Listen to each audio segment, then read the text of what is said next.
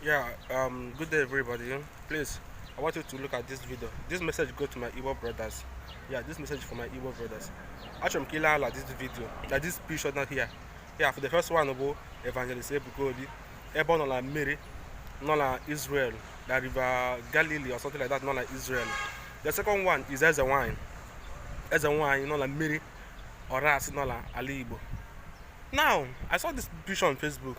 People are busy.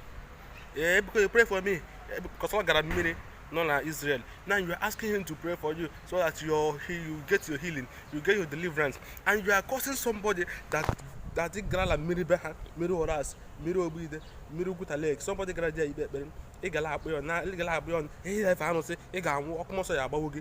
Man like ino la yo I evangelism go be Israel. God better get better like miri na. Sometimes I begin to wonder how are people reason. What is the difference in between Ebuko Obi gara Israel, igi better like miri, yala onye eze nwaanyị maọbụ onye dibịa maọbụ onye omenala maọbụ ndị ụka white gara la mmiri be anyị ikpe ekpere ka ihe dị iche ha abụọ ka ihe dị iche because m wee chekere m nwere ihe m furu dị iche dị ya I didn't say anything different nwere ife m furu dị iche ime ihe la abụọ onye nke gara abroad ọmakala bara plane wee gị ikpe ekpere ahụ because onye nke were ya gbara ọkada wee jela mmiri ikpe ekpere ka ihe dị iche so sometimes I begin to wonder. Does it mean that our people doesn't have sense anymore? Or does it mean that our people don't reason with their sense anymore? Because I don't understand it. I don't understand it. Now you prefer the culture of Israel. You prefer the culture of Israel. You prefer your brother to go to Israel to pray than your brother to pray in your land. You prefer to call Israel a holy land and leave your place, in your father's land. They prefer ka otu Israel no. Israel na ka asili holy land. Ije holy land ije funga nga debere ụkwụ Jesus funga debere isi Jesus is even like self ikwesịrị mala Israel have already banned it ị ga-abadili otu ebuko bi na Israel na ọ ga-anọkọta na make okwu wee sị ya le preach maka Jesus na Israel a ga-atụ ya nga 1 year a ga-atụ ya nga 1 year so ife na-ekwe wee bụrụ it's time we start to embrace our culture. It's time we start to embrace our culture. Somebody no la buy na eme omelala happy ya ko mebe omelala ya happy ole eme omelala ya mebe omelala ole eme onye lechekwa n'ụka stop ụka love ụka ka ya chiri ije happy ya ka o jebe ụka ya mana ejikwala nke gị wee mebie nke onye ọzọ ejikwala n'ihi na-eje ụka wee la-akpọ ndị na-eme omelala ha amarụ chukwu because m nwere nwe onye omelala because anyị nụga alụ ọnụ m alaghị gị nwe problem oge agala oge ndị ụka ga-agba arụsị ọkụ oge agala oge ndị ụka na-eje mebisie ihu ala oge agala oge ndị ụka ga destroy isi ya ọfọla ndị otu ya enweta gị this time ị ga-atakwute ya concrete because we are not playing again. We the youth, we are out for our culture. We the youth, we are out for it. So if you can share this message, you can share it. If you can even in any way you can circulate it, like, comment. If what I'm saying is wrong, comment. Let me take my corrections. I'm not saying you should not go to church. I'm not saying you should not stop for melala. But because this issue of let you stop in Igbo. If you want to go to your church, you go to your church. You stay there. You worship your God. You worship your foreign God in the foreign way that they ask you to do it. You guys have to stop this thing of because we're not finding it funny again. Or this is quite funny. Or this is funny. With all the prayers with all the still Alibo. See how Nigeria did. With all the prayers with all the prophets with healing every day I have one daughter, every day healing. The healing, Jeremiah or Mota, Kefa, the Mandela Miracle Alert, all of them. All this is scam. All this is scam. Now, what I'm wagging, what is in the rapper. All the same book, on Kelly Riggy. On Kelly Riggy. Apple, you are following Kelly Riggy. Now, what is the truth? What a probably Apple, you got a lot of Kelly Riggy. Manda Melala, as the one I second care, as the worker second care. Ilan Bono Kelly Riggy. Worship your God in your own way. In your own way, the way you know that your God will answer your prayers. ekwela ka mmadụ deceive gị, ekwela ka mmadụ lasị gị nke ime nke nke ime nke nke weta nke nke weta nke nke weta nke nke weta 1 million naira ka egburu gị oke ite ịla foul.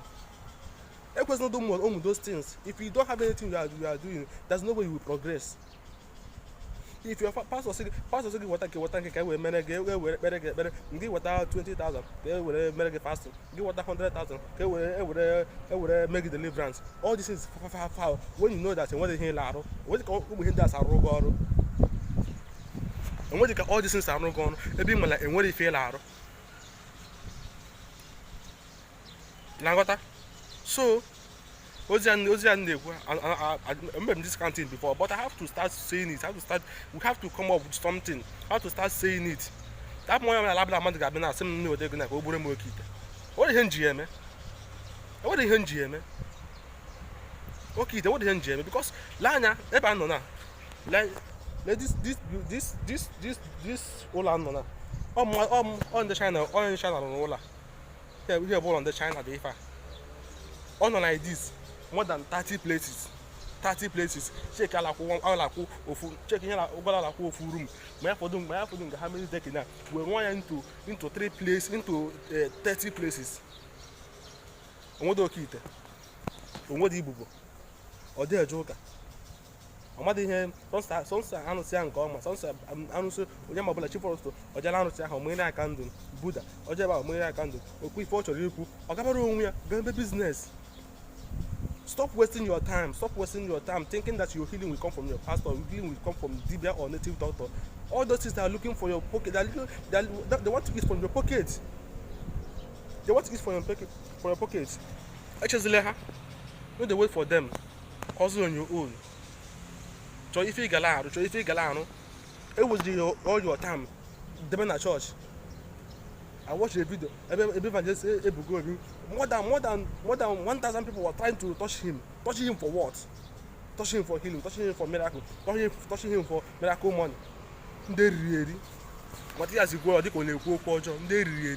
They really. I'm going to zo. They really. They buy. Alasan Igbo. My Igbo. My here. Odro my Igbo. I'm Marife. I am Marife. Because they really buy it too much. As the one saying, give what I can, give what 200,000. Can I marry here? Can I marry here? Lord, I got them.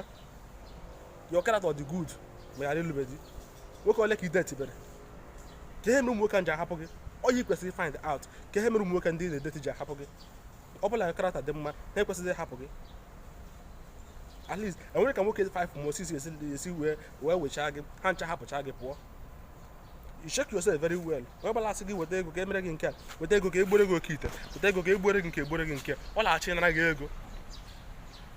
When can over, let me them do Kita.